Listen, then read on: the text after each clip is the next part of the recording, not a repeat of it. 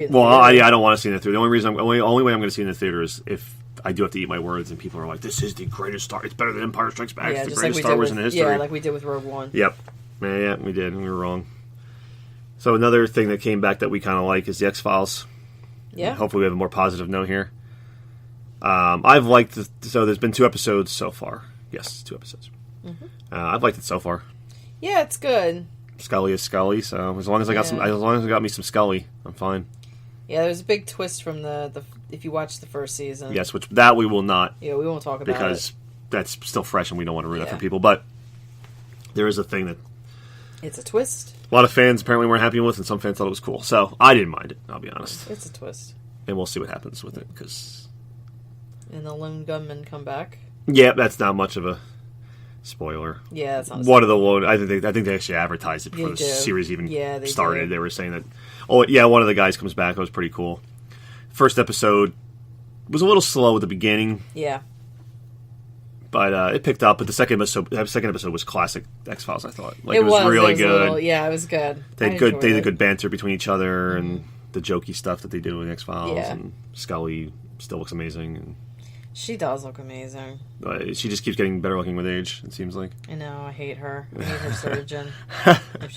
That's supposedly she hasn't had any work done. No, she's au naturel, my friend. Then I need her secrets. But I've liked that so far.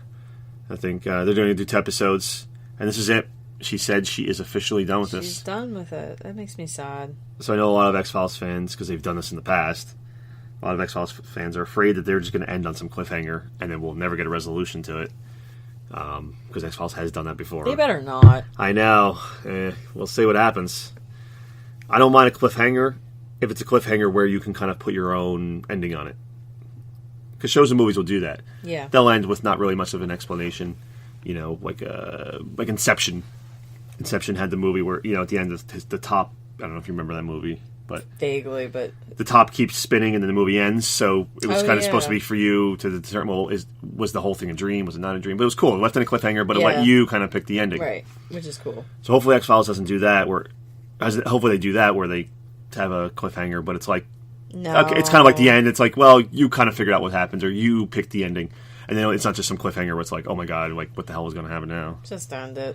So hopefully they do. They know that Scully's done. She's come out and said multiple times that this is it for her. So knowing that, hopefully they do finish it.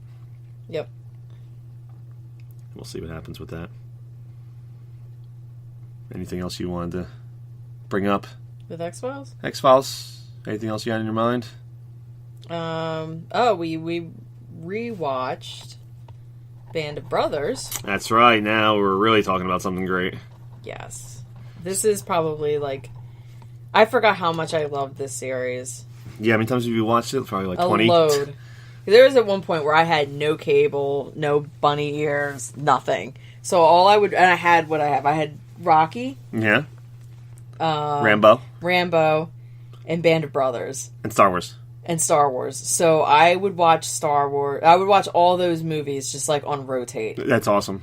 Yeah, that's what I would watch. So I'm pretty good at all that trivia, but on all those movies. But oh my god, Band of Brothers is so good. You forget how great it is. You do, and it's just so good. I can't even If you haven't watched it, please do yourself a favor. It's way better than Saving Private Ryan. It is better than Saving Private Ryan. Except for the beginning scene. Well, yeah, the beginning scene of Saving Private Ryan was probably one of the greatest scenes in movies. But if you haven't seen it, please do yourself a favor. If you have HBO Go or who knows, it's so old now, you'll probably get other things on the internet or something. Not promoting illegal downloading, of course. But, of course not. But, I'm sure it's somewhere. Buy the DVDs. I'm sure they're not very expensive anymore. You really should watch it. It's a great historical piece. If you don't know too much about World War II and you want to learn more, or if you just know about World War II and you just want to see stuff, cool. It's a great character piece. Yeah, it's really good. I mean, the characters are they are characters. I mean, that's the way to describe them. Some of these guys are real characters. Yeah. It's all real, truthful, based on the 101 Division, the Easy Company, based on real guys. and you know like all the old guys. So before every Yeah. episode, if you've never seen it, they interview the actual real guys. Of course, this show was back in 2001, so a lot of them were still around. Unfortunately, 16 years A lot of ago. them have passed, yeah, yeah. a lot of them are not around anymore too. But they interview a lot of them, and you knew who all of them were. And Yeah, because I watched it like crazy. It's just a I don't want to say it's a beautiful story, but in a it's way, during war, but it and is. it's sad for them, but Yeah, I mean, it's just amazing what they've gone through. Just to, just to beat Hitler and all that. It's just amazing what they went through. Any of those guys went through, or any war veteran that's seen action. right. Just any of them. But it's just a good testament of showing what that people went through and Yeah. what they went through. And of course, the whole point of it, obviously with the title, it's not hard to figure out. Band of Brothers. It's about a brotherhood, even in times of chaos. death and Yeah. seeing your friends get killed. I mean, this brotherhood you could form Yeah. with guys. It's a brotherhood that none of us will understand. No. We can't understand any of this. You really have to be, unless you're currently in the military or have been in the military or something, Mm-hmm. you want to understand this brotherhood that Yeah. they went through. And it's just it is a heartwarming story, kind of, in a way. Some of it, yeah. I mean, it's also heart-wrenching. It is, yeah. But a lot of them, you could tell a lot of them stayed close after the war. They did. Yeah. They did the reunion, and they kind of knew what each other was doing, and that's pretty amazing. Yeah. So it's a great show. Watch it. Please watch it if you've never seen it. If you have seen it and you're like, man, I saw that 10, 12 years ago. I forgot Watch a lot it about it. again. Watch it again, because It's it so is good. definitely one of the best shows I think it's ever been done. Yeah. I have to say. It's definitely one of my favorites. The quality of it, just even if you want to get technical, just from a filming perspective, the effects in it and everything are great. Yeah. Even the color that they shoot it in. Yes, Yeah. and it didn't have great. It didn't have as much money as Saving Private Ryan, I'm sure, because it's a TV show. I'm sure they got a lot of money, but Yeah, I think they did. it's great and good actors. A lot of unknowns at the A time. lot of unknowns at the time, yeah, big that stars are now. Big stars, yeah. If you want to see a young, extremely skinny Tom Hardy, if you Yeah. want to see Michael Fassbender before he was even Michael Fassbender. a blip on your radar, if you want to see James McAvoy or Professor X, the new Professor X for all of you, some other guys. It was Donnie Wahlberg. Donnie Wahlberg, back, yeah. I don't want to say comeback, but It was, all he was ever known for was pretty New much Kids on the Block. New Kids on the Block, and he was in, as my brother was pointing out, which I forgot, he was in Sixth Sense. He was like the kid in Yeah. Sixth Sense, but other than that, Yeah, that was a big role for him. it was, and he was awesome in it. And you have the guy who played Moriarty in the new Sherlock shows. Yep. Irish guy, he's in it. Jimmy Fallon's in it for 5 That's seconds. right, I forgot about that. Yeah, Jimmy Fallon is in it for 5 seconds. He plays like a supplies officer. That's right, I totally forgot about that. And Right. Ross from Friends. That's right, yeah. He's a pretty big character. Him I remembered. But David Schwimmer, he plays the jerky original captain. Yeah. And I think there's a couple other guys in it I remember seeing. I was like, oh man, that guy. A lot of that guys. Yeah. But now I don't remember who it is. But a lot of good people in it. Yeah. A lot of them just starting out. But great show. Yep. Just watch it. That's all. Just watch it. I'm going to give a report. A test to all of you next week, and you better have the right answers. So make sure you do some good studying. Yep. And I think we'll end on something else we watched. So there's a lot of podcasts, a lot of movies and things. It's the winter. Can't really do too much like going outside. So what do you do? You watch a lot of movies and TV shows. It's been in the 20s here. Yeah. So. Freezing. Colder than Mars or whatever they were saying in some certain parts of the East Coast. Oh, gosh. Insane. I didn't even know that. So I'm on Hulu. We're bored one night. I'm looking for something to watch. Come across this title that I've seen. I saw it advertised, I don't know, maybe on Facebook or something, or reading the newspaper, I saw it, but I go into it. It's called Room 237. I'm like, okay, this sounds familiar. I'm like, Room 237, where do I know that from? Where do I know that number from? Oh, right, The Shining. Room 237 is the big room in The Shining. Okay. So I'm looking at it, I'm like, what is this? It's a documentary. Okay, and it looks like it won a bunch of awards at the Cannes Festival. Okay. One for, like, Best Documentary. Chuck Klosterman, who's this guy, he's a writer. He wrote this book I read about 80s hair metal, which was awesome. Which you should definitely read, which now I'm blanking on the title. New Fargo Rock City is what it's called, because he grew up in North Dakota. So it's about a kid in North Dakota grows up listening to hair metal in the 80s. But he had a quote saying, this is like one of the best documentaries I've ever seen. So I was like, okay, great. This sounds cool. What's the premise? It's got a couple of different people give their theories on all the hidden messages in The Shining. Oh, okay. That sounds interesting. Yeah. So we turned this thing on.